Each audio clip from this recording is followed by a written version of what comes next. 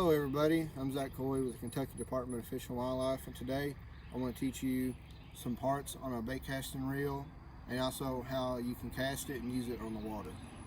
So first off, I'm going to talk about the different parts of your reel. So first off, just like any other reel, you have your handles. So on a bait casting reel, you're going to find your drag right here next to the handle. As you can see, you turn it clockwise to tighten your drag. You turn it counterclockwise to loosen your drag. And next to the drag down here, you're going to find your spool tensioner. Same as the drag, turn it clockwise to tighten it and counterclockwise to loosen it. And you'll be able to see how this works a little more when we get on the water and before we cast. I'll show you how it acts with a bait on your reel and rod. And next you have your spool inside of here where your line goes. You have your line guide here, which controls your line as you reel it in. And you have your thumb bar here, which you use to cast your reel. Then lastly, I'm going to talk about is your brake system, which is usually located on the side of the reel. Some reels have your brake guide that it's not enclosed in the reel but sits on the side and it has a dial you just turn. But on this model, we pop that open and then you'll see it in there. It has different numbers. Right now we're set at 0. And once again, we'll discuss on how to set that a little more when we get out to casting this reel. And then lastly, if you're not sure, if you have one of these reels and you're not sure what your gear ratio is, you can usually find it stamped somewhere on the reel. So as in this one, you can see this is a 731, and that just determines on how fast your spool turns when you reel. So, yep, that's pretty much all the parts, and I'll see you on the water when we get to casting this thing.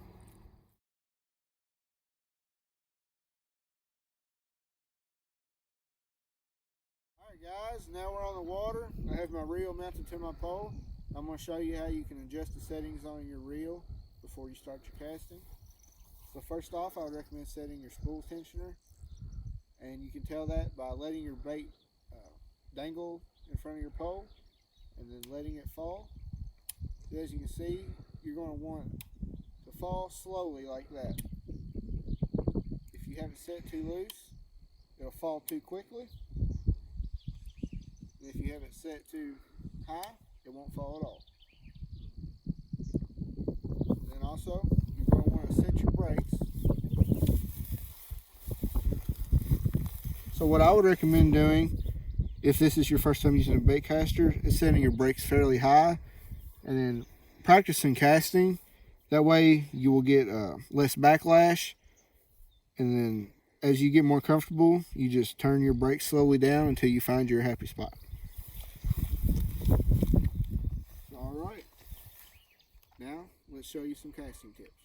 So when casting with a bait caster, your thumb is going to be your most important tool. Your thumb will control the spool. So as you can see, when the thumb's not pressed against the spool rotates freely, and your thumb will act as the most important brake. Your braking system really only helps the spool kind of slow down because it's going at a fast rate of speed when casting. So before you cast, you're going to want to get your bait lower at the right level. I prefer 8 to 10 inches. That's what feels right for me. It may be different for you. So a lot of people, when they first get a bait caster, they want distance out of their cast. They want to bring it behind their head and just hammer it out. That's not what you want to do. That will result in extreme backlash. Also results in you having to place a lot of reel. So I recommend, before you get on the water, if you've never thrown a bait caster before, set a coffee can up in your yard, tie a socket onto the end of your line or whatever you have around that's available, and just practice your accuracy. Try getting the socket or whatever you use into the coffee can until you feel comfortable with being accurate on the water. So one of the casting methods that I would recommend when you're first out on the water is doing the overhead method. So what you'll want to do is bring the pole slightly behind your head and then bring it forward. Just like so. So when you cast, you're using your thumb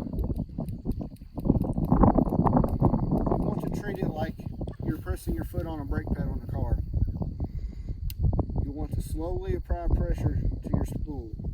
You don't want to just slam on it and then your bait stops midair and just falls straight down in the water. And it feels weird and it looks bad. So I'll try this method one more time.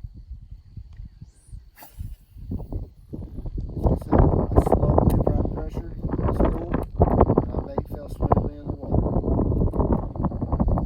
So once you get comfortable with your overhead method and you know you have better accuracy and you feel that your reel has been dialed in right with your braking system, you're not getting as many backlashes, you try a little more powerful method that'll get you some more distance. And that's what I like to do, is the side method, that's what I like to call it.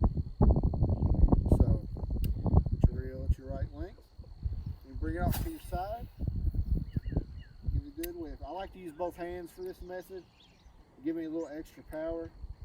Now you don't want to put too much muscle in it because it could result in a backlash.